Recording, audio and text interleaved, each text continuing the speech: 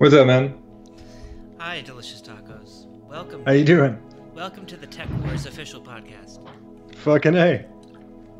So, to get things off, have you seen TekWars? The show, the video game? Are you familiar? No, I've only read each of the novels cover to cover. The original Shatner novels. I've not. I was too afraid that the adaptations would restrict my imagination when reading the books. That's quite fantastic, the Shatner novels. This is Yeah. Warren, by the way, Warren Nokashima. I'm here with Kanpa and Delicious Tacos. What's up, gentlemen? TekWars podcast. This is, it's going to be the TekWars podcast, the Sliders podcast, Stargate, Star Trek, anything like that. Well, let's not bring in any of the other inferior intellectual properties. I think we should talk about Jake Cardigan's struggle to deal in the year 3032 with the new psychoactive, quote, drug, end quote, that's actually a microchip being implanted in people's heads and used to control the TekWars society. There was a great game, like an early shooter, like Duke Nukem 3D that was based on TekWars. I have fond memories with that. Yeah, William Shatner can't say no to a buck. Like he'll do fucking anything, and he's rich now because he started doing those Priceline ads, and he took stock in Priceline instead of pay, or in addition to cash, and now he owns like half of Priceline, which bought Expedia. So Shatner is rolling in dough, of course, from that and from the juggernaut of the TekWars franchise and its hero, fucking Jake Cardigan. William Shatner sat down at the typewriter and was like, what should I name this guy? And either he was wearing a cardigan himself or Mr. Rogers was on TV or something. He was like, fuck it. I'm calling the hero of my book a sweater that I'm wearing. But I think there was probably more of a pitch meeting sort of scenario, because there was a ghostwriter on the TekWar. So, well, let's not call him a ghostwriter. There was a man probably that the author, William Shatner, bounced ideas off of, as many collaborative creatives do, before he personally wrote every word of the TekWars books. Yeah, I think that they had some really productive conversations. I heard that they planned it all out, 12 or 13 books, but they couldn't even finish. The publisher was a bit scared, I think, of going into the future. I heard that Shatner was walking in a field one day and he found a set of golden tablets that were inscribed with TekWars that he dug up and presented to the world in the form of a science fiction novel so that it wouldn't blow everybody's minds too fast. I heard that as well. I've heard a similar Yeah. tale about the man. Like, what's really interesting about it is his decision. It's the Tech War. It's not Tech Wars. It's Tech Right. War. So Yeah. this is a pretty It's like the 100 Years' War. It's a very all-encompassing terminology.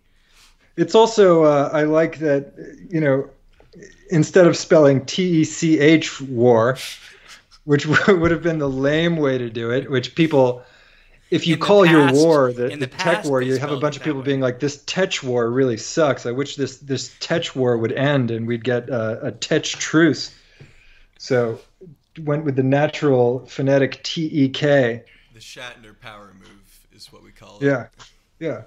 I like on Babylon 5 they had Chekhov was a psychic on that show. I don't know if you remember that. I've not watched Babylon 5. I was too busy rereading Tech War. Over and over. Yeah. But Babylon 5, okay show. We were talking to Matt Forney about this. How did the Forney podcast go? He had some very strong opinions about Tech War and also Star Trek. You guys didn't shoot your wad gang taping these, doing me and Forney back to back, did you? No. We're gonna, You still got energy for me. Did you ask him about the Philippines? No. It was a completely. This has been, I've never spoken to Matt Forney. I've been aware of and sort of in the same online circles as him for what feels like 35 years now. I think he's 28. I think he must have started when he was 13. But I've never talked to him, and I always have this fantasy that I'm going to get on with him and start jabbering in like Filipino languages, I think that's more This like is something second date.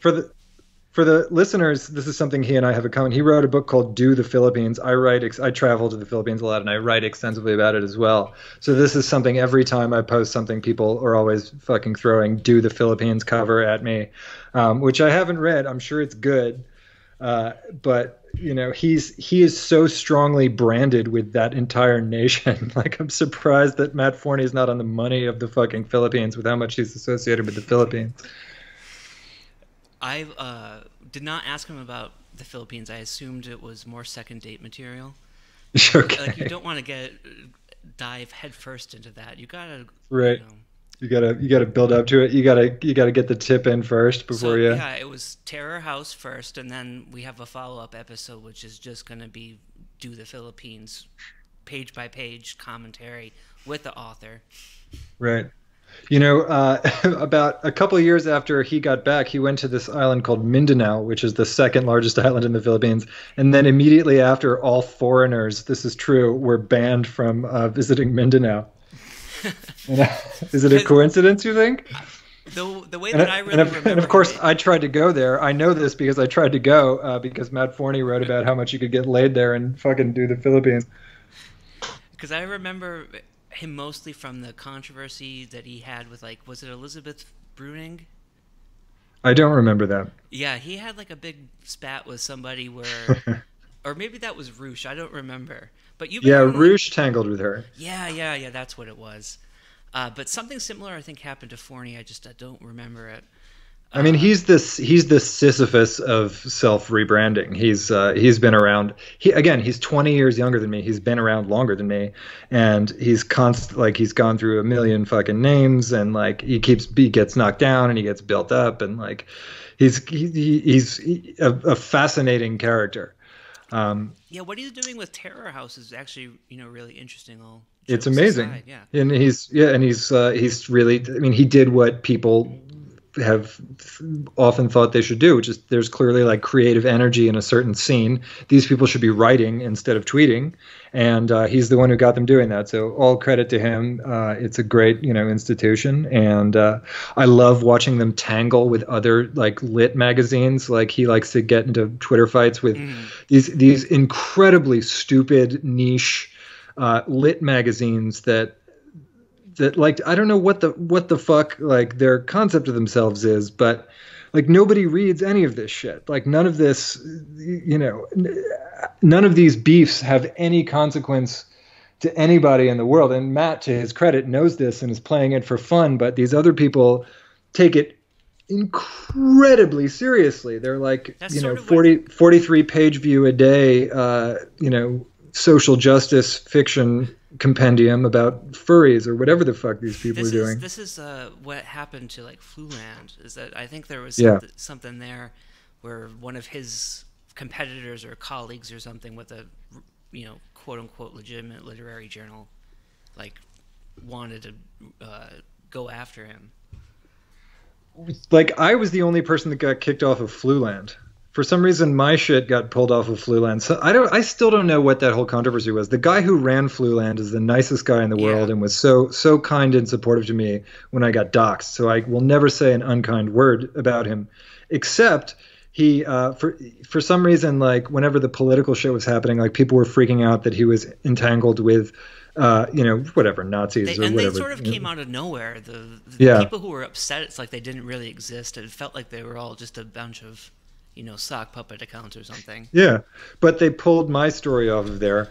I think because I used to post on the Rushvi forum or something. Like I'm somehow tainted. I'm a fairly nice person. I've supported Bernie fucking Sanders. Like I'm not one of these fucking people out here bashing blacks and Jews all day on Twitter. So I still don't understand why my story was pulled, but what can you do? Whatever. At least like it's interesting. It's more interesting. Like the fights are more interesting than the actual content in many of these cases. That's how it always was. I mean, that's how it was in the 18th century. That's what Fielding did. Is that he had his own literary journal that he created to piss people off. It just was all hoax journal. I'll have to take your word for it. So it's just publishing is always the same way. We're just in a new era. Yeah. Nobody reads any of this shit. I mean, people barely read my shit. What are you going to do? I have your book. I have your book right here in my hands. Finally, some good news. That's right. I'm here to promote my new novel available on Amazon. It's currently on sale. Finally, some good news by me, Delicious Tacos. It's good. I don't know what the fuck to say. It's good. People like it. I mean, buy it or not. Anybody that's listening to this already knows who I am and probably already owns the book. So fucking don't buy another copy or something, you know? You know, people need to be reminded, though. They need to be, hear your name uttered That's right. over and over again so that they can get it into their sick fucking heads. Well, at this point, I think plugging it on Twitter is a dry tit, and plugging it on my website is kind of a dry tit. So I'm going to start trying to get some publicity from outside places, maybe taking out some ads, maybe doing some stunt marketing and stuff like that to try to expand to a wider audience. Yeah. That's are you insinuating possible? Sorry, that was my dog. Insinuating possible big titty anime GFs to possibly do read-throughs. Yes, that is one of the things I'm going to do. I'm actually about to log into Seeking Arrangement right now and find some big titty Chinese broads to read it on camera. What I want, if anybody's listening that matches this description, I'm looking for an Asian girl with a nice speaking voice and a big juicy rack to read it in a bikini top on video. And I think a lot of people will want to watch that video, and then it'll get the word out there. The problem is whenever I post something like trying to find this person, everybody responds like, hey, if you find her, let me know. I want one too. Like, I'm serious. It's an actual paid job. I'll pay somebody to do this. I'll fucking find a videographer. I'm not going to have sex with you. It's not, it's not a ploy to suck on your giant Asian jugs. I genuinely want to use your image to sell my books. So if you're out there listening, find me. Go to my website and email me, deliciostacos.com. Send me a picture of your mammoth Chinese rack, and we'll make it happen. I'll make you a star. I would, really recommend that everyone pick up a copy of this book. I have The Pussy. Thank you. That's I think, a classic now. It's a new Thank classic. you for saying so. And you wanted it to be award-winning the other day, so I'm going to, make it official, and here's an award. Thank you. The TekWars Podcast Award for... Oh my God, really? Yeah. Holy shit. Well, I'd like to thank Harvey Weinstein. I'd like to thank my agent, my manager, my mom, but most of all, I just want to thank Jesus Christ. I couldn't have done this without you. God, this is all for you. And of course, my beloved readers. So thank you for this award. I'll never forget you. Have you heard of, there's a new movie coming out, or I think it's already out, Under the Silver Lake? Yeah, dude. Somebody just met, there's a guy that wants to option finally some good news for movies, and he's telling me that I should see it. Yeah, I can definitely see it's a very weird sounding movie. I haven't seen it, but there's like a girl in the swimming pool, and she's like Marilyn Monroe, and she's like barking like a dog. Okay. It's a lot of crazy shit, so I would think that it would probably appeal to you. But would you option your book to be a movie? I'm talking about it with people now, and we're in discussions, and like I got a guy trying to find me an agent. I mean, this sort of things are kind of moving forward, and it wouldn't have occurred to me before. Like if somebody hadn't come to me, I wouldn't have thought about it because I assumed that it was unfilmable. But these people really, first of all, they like it, and second of all, they kind of pitched a way into it, how to make it into a movie that made sense. I don't know though. The hard part is I worked in Hollywood for 10 years. I was in development for 10 years, and I hate movies and TV shows, and I hate the process, and it was a traumatic experience for me. So I got a lot of baggage around it. But what are you going to do? I mean, if somebody wants to make a movie, am I going to not make a movie of my book? I mean, it might get me laid. At least it's a cool thing to say to fucking chicks, like, hey, the adaptation of my book is moving forward. Do you get a say in like who directs it? I mean, they want me to adapt it. I probably don't get a say in who directs it. Who would be your choice to direct it if you adapt it into a movie? I would take it to Gus Van Sant. Oh, that's actually a pretty good choice, I would think. Yeah, not to self-dox, but I know his work pretty well. So and he can get good performances out of people, and he can work in a lot of genres, and it's a tough nut to crack. But the reality is, if it ever is a movie, it'll be directed by, some commercial director, fucking, or, some horse shit, or it'll be changed. It'll be rewritten with the hero as a young black girl and the villain as a giant, purple, muscular outer space alien. And how many revisions do you think your book would go through before, in terms of script, before it could be turned into a movie? I mean, if I wrote it, a lot. Is there going to be a word left? No, by the end. I mean, when they have the final shoot, they have the person come in and rewrite your book. Isn't the that thing weird? is, like, even things that are viable movie properties don't end up actually being movies. So, yeah, with every Hollywood script, they fire the original artists involved, and then they bring on a guy that they pay $250,000 a week to do a polish and turn it hack.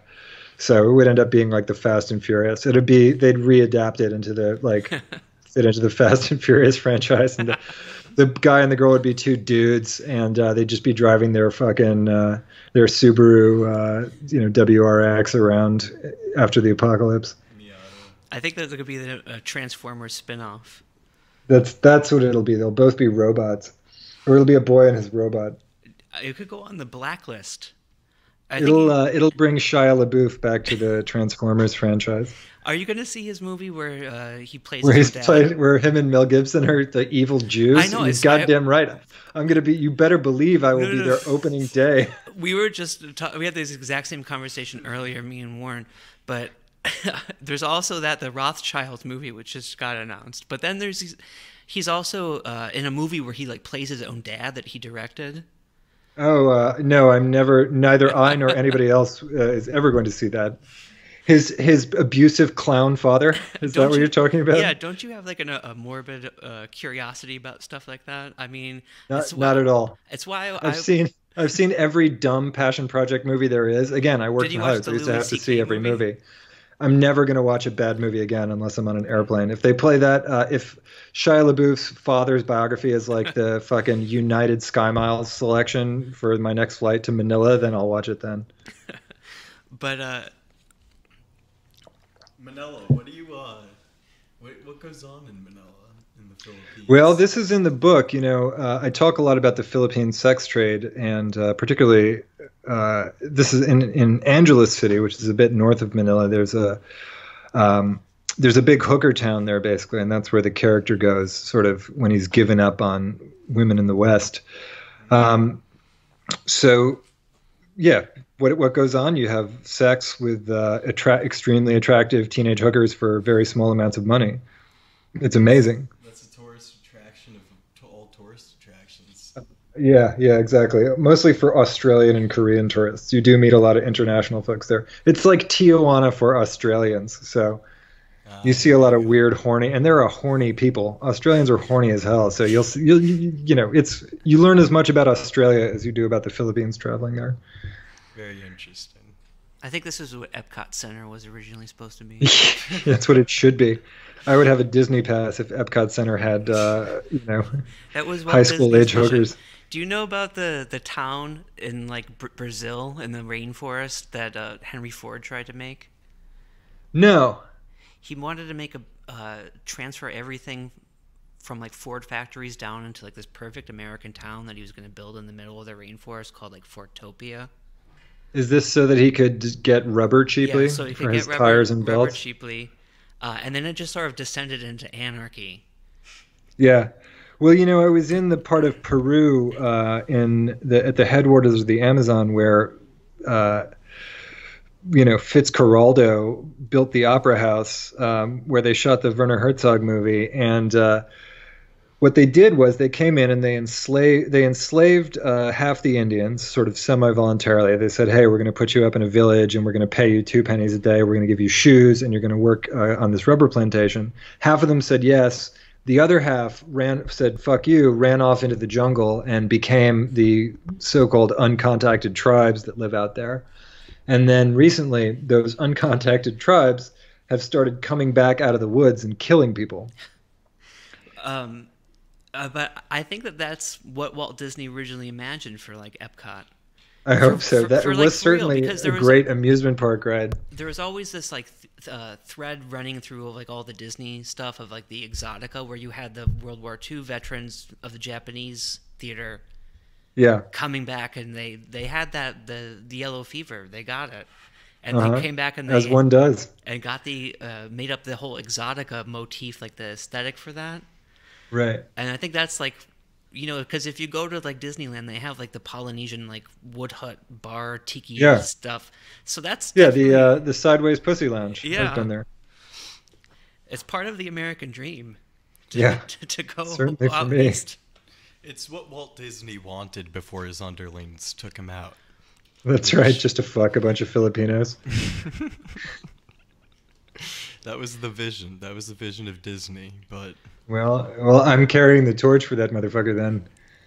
Did you ever see the Disney movie about Disney that they made recently? No, I haven't seen a movie, I think, except for like Avengers movies on an airplane in about 5 years. You Sorry, didn't I'm even a go fucking conversation killer here No, with my no. not seeing any of these movies. You shouldn't be seeing them. I have like just a morbid curiosity about things where I want to know what's out there. And I want to experience the horror for myself. I'm kind of like a Cenobite in that way. Yeah. All right. You want to enter dimensions of anguish that Isn't that what Hollywood last is? for 10,000 years? We just nailed it. That's Yeah. what Hellraiser's really about. It's a metaphor for Hollywood. So I saw Hellraiser for the first time recently. It's a hilariously corny movie with amazingly bad performances. did you And- watch it on an airplane?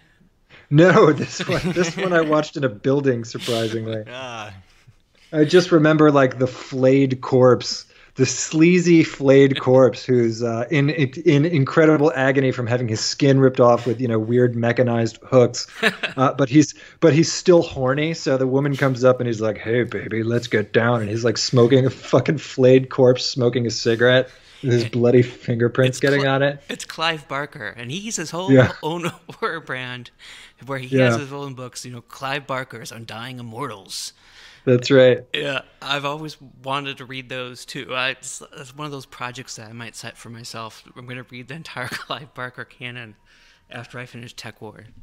I mean, I feel like he gets really deep into incredible S&M with fat women and like incredible scat play and explores like dimensions of kink that we can't conceive of. what's it called? Coprophilia or something? Yeah, eating shit. Yeah, Who yeah. knows, man? You know the tag your Or sponsor? he's gay though, so yeah. Oh yeah, Tag Your Sponsor, where they trick Instagram models into agreeing to Yes. suck a camel's dick for $30,000.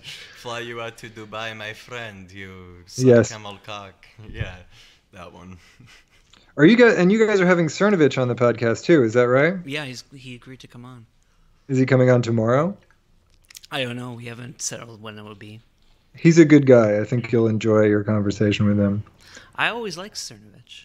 Looking Yeah. There's something irresistible about him. He has game. Yes, that's right. I mean, he's an incredible shill. I've known him since like 2012, and I watched his. I think he told me back then, like, I'm gonna just use these crazy tactics to become incredibly famous, and he did. He fucking did. And now they're talking about him in the fucking New York Times and on 60 Minutes. They're talking about the guy that, I used to comment on his blog about pussy. And now he's famous, and I'm not, by the way. So that's, Is there a metaphysics of shilling? Gorilla mindset. I suck at shilling. I only know how to tweet in all caps with deep discounts on my book. So I'm going to have to. This is still an art that I'm going to have to learn because Yeah, we do need. the whiz. Like, I wouldn't even care, except this book has been a minor success. I've sold a lot of these books, and I'm within striking distance of making a living on these books. So, my dream is tantalizingly close. So you have to go through the Clive Barker route. Yes, I have to shit on a fat chick. Like, he's gay, by the way. I just remembered that. So I have to shit on a fat man and then write about a man's foreskin being ripped off with mechanical jaws. Did you ever see that show, Garth Marenghi, that was on the Yes, BBC. Dark Place. Yeah, Yes. that's like speaks to me so much. Not the just that Garth Marenghi character. It's Yeah. like that's who like I most associate with. Yes. I like Matt Berry on that show. He's always a high point. The guy with the real announcery voice. You know who I'm talking about? Yeah. Tacos, I'm wondering, what did you have as a writing process for finally some good news, if there was one? Well, thank you, Warren. That's a very good question. Cantbot mentioned my prior collection, The Pussy. I generally used to write a lot of stream of consciousness stuff. And finally, some good news is the first thing where I had to mechanically plot it out. And it's got a fairly elaborate plot, and it takes place over different timelines that all kind of interlace with each other. Right. So usually what I used to do is wake up at 5 in the morning or 5:30 before work and sit there and type for an hour. And then if I was able to form something that was close to a coherent thought, I'd edit it down and post it.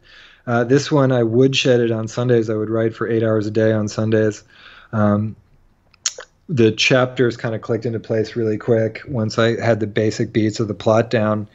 And then I just cannibalized every idea that I had for other short stories and other sort of emotions and feelings and put them all into the book. And most of the chapters are written 1 or 2 days at a time, but between them there was just a lot of agonizing and fucking failing and a lot of 8-hour sessions of sitting there not writing anything good, or writing blog posts instead of chapters. And it was an enormous deal of effort. This is the first time in my life that I've ever like really put this kind of effort into something, did my absolute best. And it's pretty fucking good. It's pretty good. I think the fruits of your effort paid off. I think it's yeah. fantastic. People like it, and it's, I'm happy with it. Now I want to do another one. Like, the problem is I've been creatively bankrupt since doing it. I told myself I'd give myself a year off and just kind of mail it in after writing the novel, but I'm already feeling antsy about, needing to write another book and do some more short stories. Yeah, would you work in a different genre? What's a different genre? Like, would For you example, do like a hard a sci-fi? TekWars sequel? Yeah, or like a fantasy. Would you ever consider working in something like radically different in time, like a historical novel? It's always going to be, I've got the most beautiful hummingbird outside my window right now. I've got a female something or other, female ruby-throated hummingbird maybe. It's always going to be grounded somehow. It always has to be grounded in my experience. The reason this book can be so ridiculous is because the actual, the plot can be ridiculous because the meat of it is based on actual details and experiences. So it's always going to be grounded. It's never going to be like George R. R. Martin talking about Lord Flimberty Gimble, and in his feast hall drinking mead out of a horn. I mean, if there's a fantastical element, it's going to be magic that is occurring around people that have to jerk off and go to work and be on Tinder and pay bills. That said, the next novel might have some fantastical elements in it, and it might go to some crazier places. That just reminded me of that book, The Magicians. I don't know. Did you read that? Lev Grossman's book, The Magicians? Yeah. The Harry Potter for adults? Yeah, I remember when that was going around getting pitched for TV. I think they did make it into a show, I think. Yeah, they made it into a show, so he had success. I mean, whatever. Fuck young adult people. They're shills and they want to be successful. God bless them. You gotta respect that hustle. I mean, they're out there with the they're trying to make money. If you want to make money, don't do it by writing, the least valued activity in the world. So the problem is, like, every book is fucking, thinly veiled political metaphors about trans teens and dystopias. Nobody is writing. You know what else is good that I just read is fucking Mike Ma's book, and I'm enjoying Logo's book too. I'm still in the middle of it, so sorry, Logo, if you're listening to this. I still haven't finished it, but I will. My girlfriend freaked out at me after she read Mike Ma's book. So that was quite the. She threw it out. I couldn't find it. I wanted to give Kanpad a copy of it, but searched my house and. It's really good. It's amazing. I read the first chapter. It's a collection, so it doesn't really have a through line to it. It's like his, it's like the pussy. It's a collection of stream of consciousness essays that are sort of loosely bound together. I very much like But that style. he's a very talented writer. He's got a very spare style and a very honest style. And you read it and you really do think you're going to read about him in the news, macheteing a school. Yes, definitely. So do you think that all these sorts of books that they should take place in the present day? Do you think there's any other way to like harness that sense of like raw energy that like Mike Ma's book and your book has too? And like take it out into a more general context? That's a good question. You mean sort of do a Nathaniel Hawthorne thing? Yeah. And place it and use a period setting Is to it temporally like rigidly connected to this era that we live in now? It was already too much of a pain in the ass for me to do the amount of research I needed to write about my own life. The idea of not fucking up the kind of slippers people wore in medieval times is a nightmare. I guess maybe you could do it. I've thought about some stuff in like a science fiction future. That's a real good hack way to go because you don't have to do any actual research. That's exactly what Schiller did when he wrote the Bride of Corinth. Yes. Again, I'll take your word for it, but I'll have to do that as well. Yeah, you can get real, but I like getting allegorical in a backdrop of extremely banal actual life in Los Angeles. Mm-hmm. I like the contrast that those two things provides. I like the character that experiences the supernatural while he's taking out his trash cans and trying to get his cat to come inside. I think that there's a richness in those two tones because I think we live lives. I mean, we live lives that can get very repetitive and depressing, and so the fantasy of having something freakish occur within those lives is appealing. So you would go for more of like a magical realism kind of aesthetic? Yeah, the next novel might have I don't know how to describe it. It's got some trippy shit in it. But it's not like Marquez-like magical realism. It's not, I don't know. I can never get into any writer that talks about like 1,000 generations of family history. There's a great book called like The Great War by Bolano. Okay. And it's about like a guy who goes on like a retreat to a villa somewhere, and then he gets involved in like playing a very elaborate historical board game. Okay. Of World War II. I love stuff like that. I mean, that sounds cool. Yeah, I think that that could be a good pairing with the style that you have. Yeah, maybe I'll write a story about a guy who gets very involved in playing a game of The Witcher 3. See, there you go. I just wrote your whole next book for you. Thank you. You went on a road trip recently, correct? Yes, I did. I went to Colorado, New Mexico, Arizona, just driving around the Southwest. Did you go to Flagstaff at all in Arizona? No, I've been there before when I went to the Grand Canyon. This time I went through Tucson. I went to a titty bar there and got a great story of this depressing titty bar in Tucson about a guy who's been kicked out of every titty bar in Phoenix and has to travel down to Tucson. I don't want to spoil it because I'm going to write it into a story.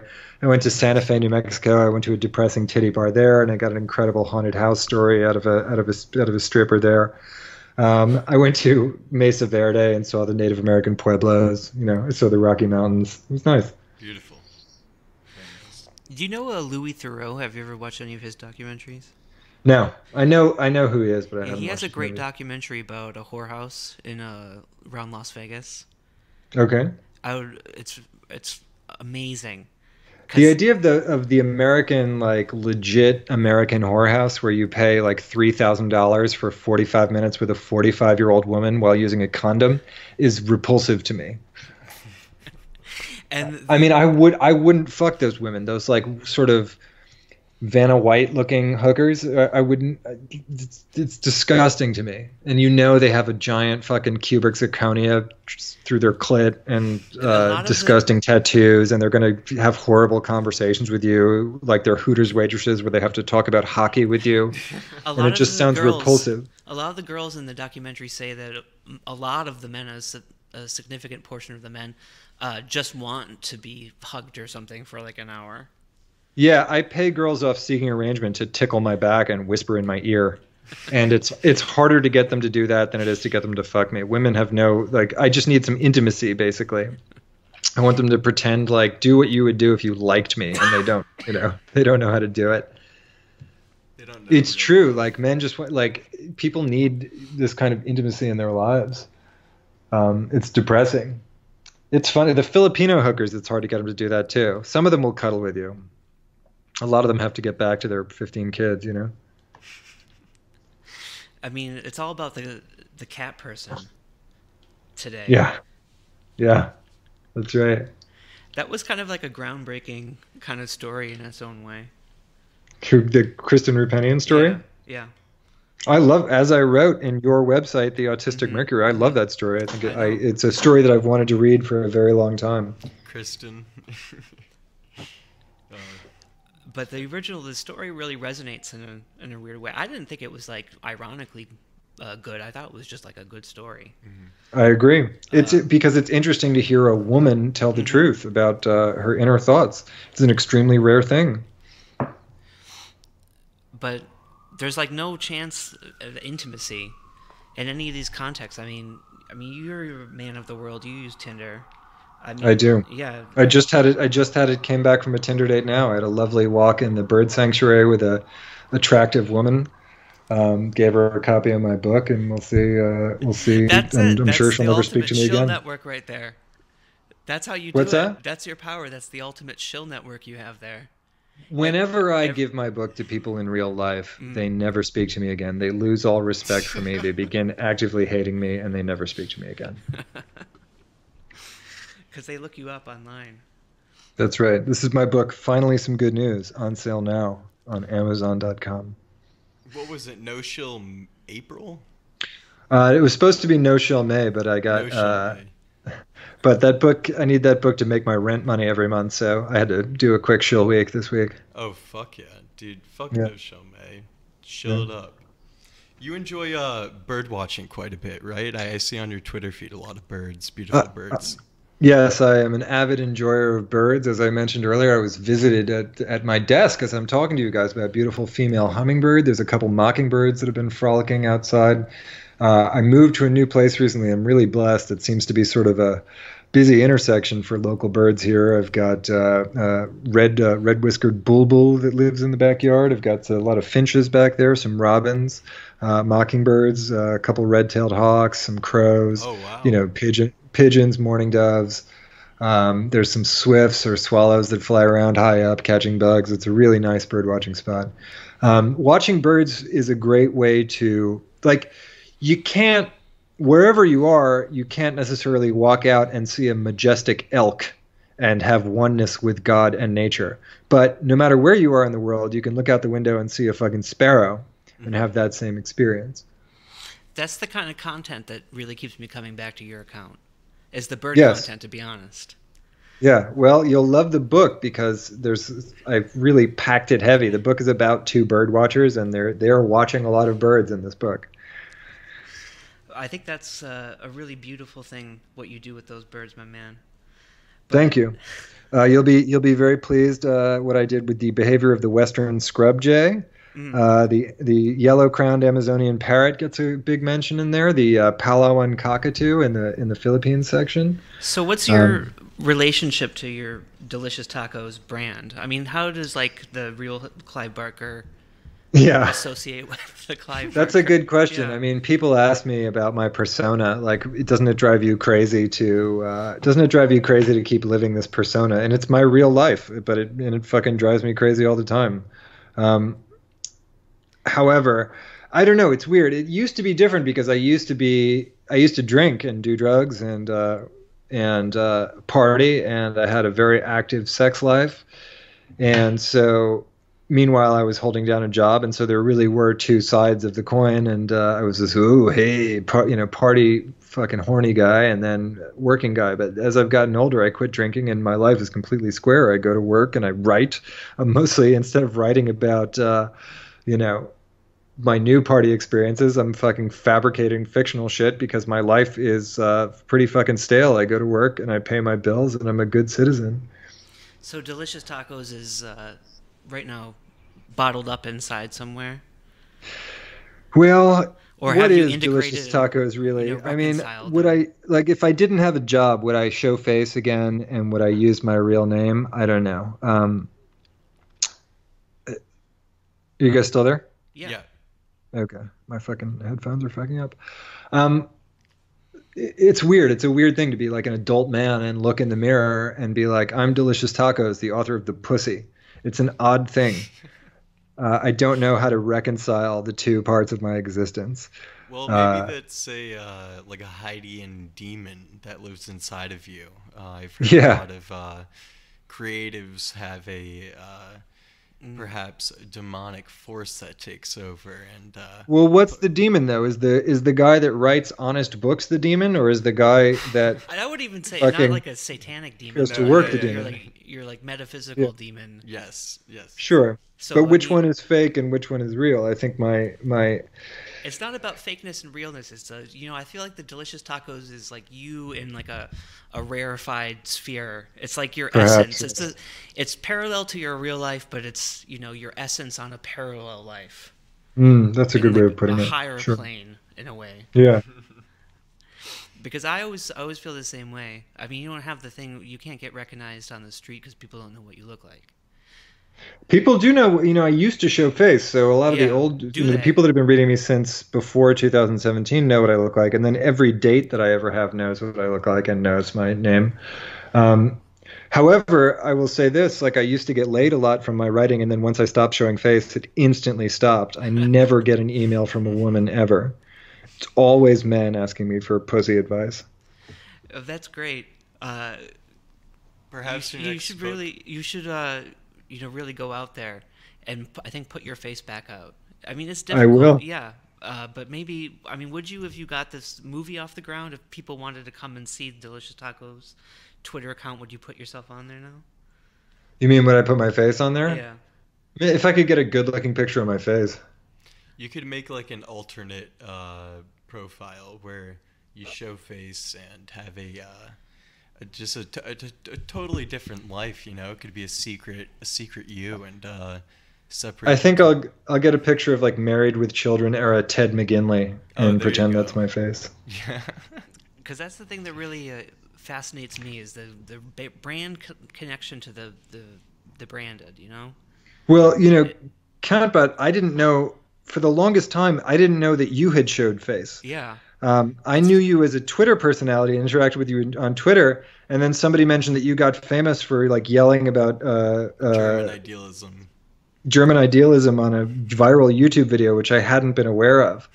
So, but you don't show face anymore now, right? Yeah. I haven't seen it's a picture of you in a while. It's a lot of pressure.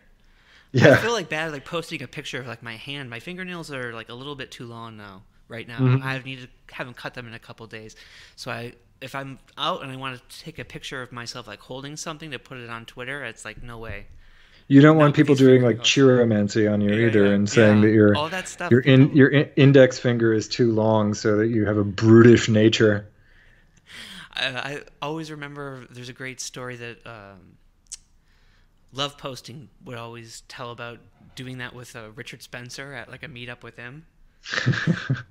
Wait, he went to a meetup with Richard Spencer? Yeah, like Little meetup. Was it in Charlottesville? No, You no, know? it was in New York. Spencer said come to this bar, and a bunch of people went, and they did a lot of digit ratio testing in that day, from what I hear. This was in the halcyon days of Yeah. like Richard Spencer before he got somebody killed and became, a national villain or laughingstock. And he takes such a weird position on a lot of things. Very If you like hear him strange. talk about like what his thoughts on like trans rights are or something. Is he strongly in favor? Yeah, he's like basically in favor. Does he think most people should transition? No, he doesn't go that far. He thinks state-enforced transitions should be hand in hand with the perceived ethno-state. Yeah. I'm kidding. No, but he Yeah, does think that. He just thinks that like He shouldn't thinks be, that his local high school track and field team should transition and then visit his house. He just thinks that there shouldn't be like state-funded transitions because they don't, there's not medical evidence to show that they really work, things like that. Okay. Yeah. So I don't know. I haven't thought about it that far. Like state funding of transitioning. I don't know. Who cares? But there's no way that for him to get back from being the national villain.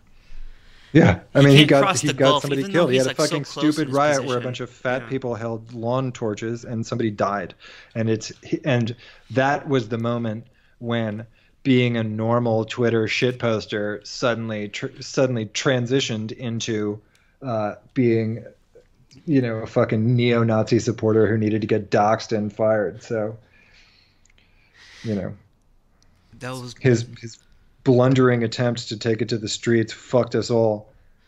Those are now bad days. Everybody's dangerous, and Yeah. can't speak. And not even in a cool way And where they- I'm getting laid because, I'm dangerous. 'Cause Like, your middle name is Danger. yeah, They- we're not, it's a combined, like, pathetic and dangerous. It's not like Antifa is like they wear masks and they're kind of sexy and like maybe they're handsome under that mask. They got a razor blade in their mouth. They're going to hit you with a bike lock because you're a bad man. And like Antifa probably gets laid. Like white nationalists only get laid with their mother-in-law. Although Spencer gets pussy, so I'll give it to him Yeah, there. there was just a thing Spencer with gets ass. his Yeah, what happened girlfriend to or that? something that I saw last night. It's because he doesn't have a job. Spencer has money, so he doesn't have a job. If I didn't have a job, I would be, I'd have a girlfriend like feuding with my ex-wife too on Twitter. It really ruined everything for us when that Charlottesville happened. I was in the Philippines when it happened too. That's ooh. I was like getting no signal. On the occasions when I could get like Wi-Fi, I was looking at Twitter and it was just a complete shit show from everybody that I knew. There's always a problem with everyone now where it's like, I got banned from Medium. That's right. You got banned from Medium after an excellent piece because there's some network of people that are just mass reporting you, some sort of quasi-intellectual and influential group of like Randy Harper types behind the scenes taking their complaints to the manager. Have you been banned from any platforms? Have you been deplatformed at all? What's your biggest deplatform? WordPress is my biggest platform, which just kicked off Heartiste. But I don't have any controversial views. Like, I'm horny, but I'm not, like, talking about, but I love black people. Like, I'm not fucking Richard Spencer or Heartiste. So I'm not really afraid of getting deplatformed. I'm afraid of getting kicked off of Amazon because, I'm afraid of becoming a target because it really doesn't matter what you say. It just matters like that you can get mass reported, and it's automated systems that are clearly in favor of social justice using SPLC, charts of what nodes you're connected with. And even though I have liberal beliefs, I'm obviously connected to every node, including Roosh, Heartiste, fucking Matt Forney, Richard Spencer's second cousin, U2, and every other execrable character out there. So I'm sure I'll get fucked someday. They don't put any kind of effort into figuring out left from right. They just, and I don't mean that in a political sense. I just mean basic directions. They're just retarded. It's automated, so it's an automated process, and people have figured out how to game an automated process. I mean, that's the problem with tech companies is they're rich because they don't have to hire people. They don't have to hire a human being to review your case, and somebody at Amazon to determine that my book was not samizdat would have to actually read it. And if you think they're going to pay a human being to read a book, you're out of your mind. Yeah. But at the same time, the reality is my content is not. I mean, look, the thesis of my book is that billions of people should be killed with nuclear weapons. So I'm not going to say it's non-controversial, but it's not based on their race. Well, I think Game of Thrones did something like that with a recent episode that caused a outcry of petitions on change.org I Yeah, don't but it watch was a Game of woman Thrones, doing but it, so it's What is okay. what are you guys talking about? How do you I, even know I what's going on with Game of What Thrones? is I'm this game extremely of so-called online. thrones you speak of? Can't, I'm above but that. I'm far above that. picture. Let me explain it to you. Picture if TekWar instead of the cybernetic drug implants, it was magic, and instead of spaceships, it was a dragon, and Mm. that's kind of what Game of Thrones is. Oh, okay, I got it. Did you watch Right. that episode that everyone's crying about? Yeah. Oh yeah. I watch Game of Thrones at a party every week with Trader Joe's brownie bites. Oh man, I did not see that episode. So would you mind filling us in on what everybody is screaming Sure. about? What did So there's this, yeah, Daenerys okay. do? So there's this queen who is related to the past. So there's an island called Westeros where all these people live, and they used to be ruled by a family called the Targaryens, and the Targaryens were killed and went into exile. And there's supposedly the last Targaryen who is able to control dragons, and all the characters in the show got together to reinstate her as the queen. And then she came back and attacked the sitting queen in her city with her dragons. But then at the end, she snapped. And I'm trying to think of a punchline instead of saying what actually went on, but I'm just saying what's going on in the show. And she killed everybody in the city instead because she's crazy.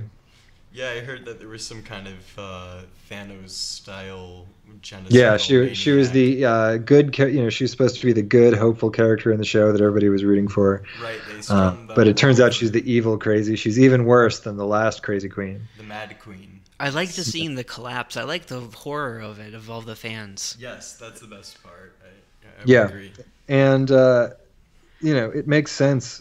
I enjoy the Game of Thrones books as well. I'm pretty deep into this shit, man, and it makes more sense in the context of the books. But didn't the guys behind the Game of Thrones directors, now they're on to Star Wars now? Yeah, they're not good. I mean, they're turning out the Hollywood hack version of the books because they're Hollywood hacks, and I'm sure they'll do the Hollywood hack version of Star Wars too. But who cares? I mean, who cares? Is Star Wars really special anymore? It's they have to.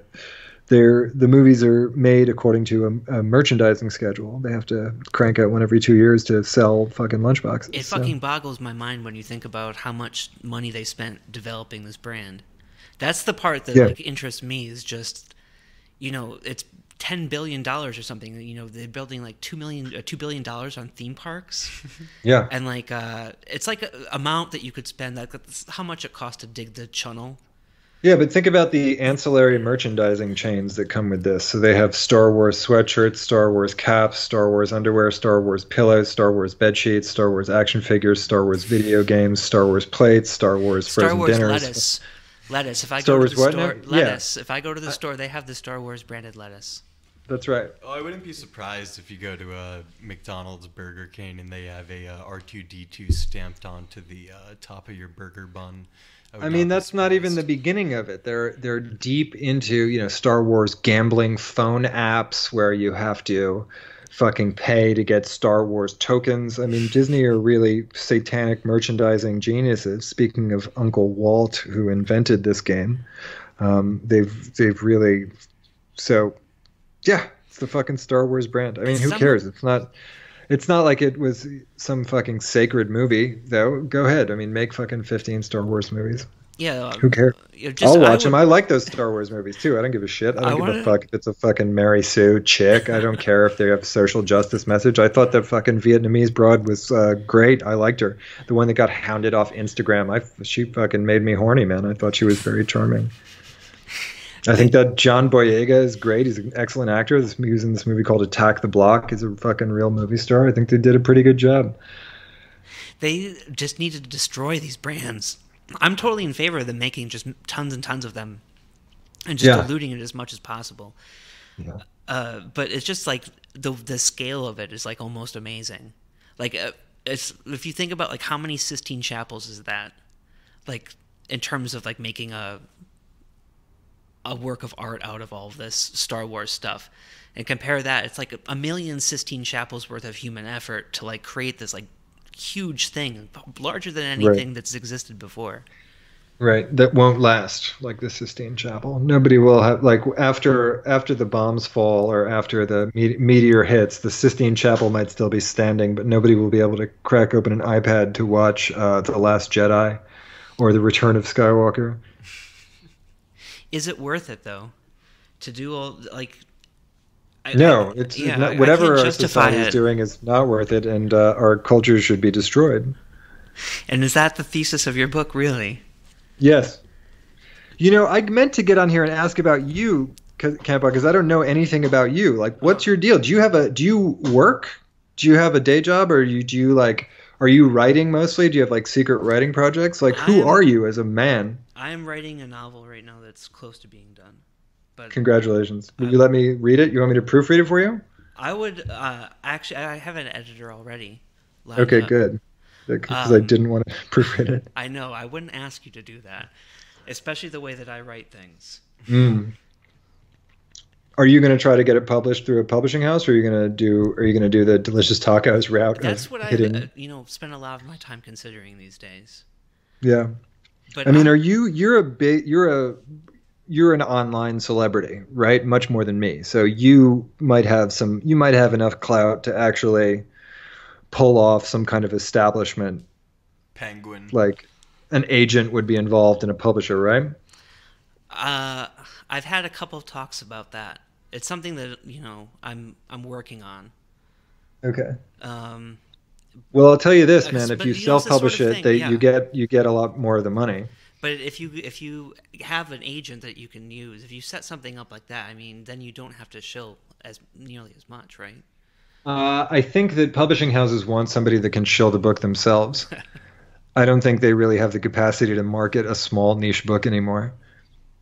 Yeah, but so I think you're like going to have to fucking shill, dude. That's the prestige route, though. It's that's sort of like when you think about like writing a book, that's like how you want to go. Yeah. Yeah, no, I would right, exactly. I'd much rather have other people do shit and me benefit from it, but that doesn't seem to be happening. So, yes, it would be better to have a publisher and then have a publicist who fucking got your book written up in legitimate publications. I would love that. Would be a fucking dream.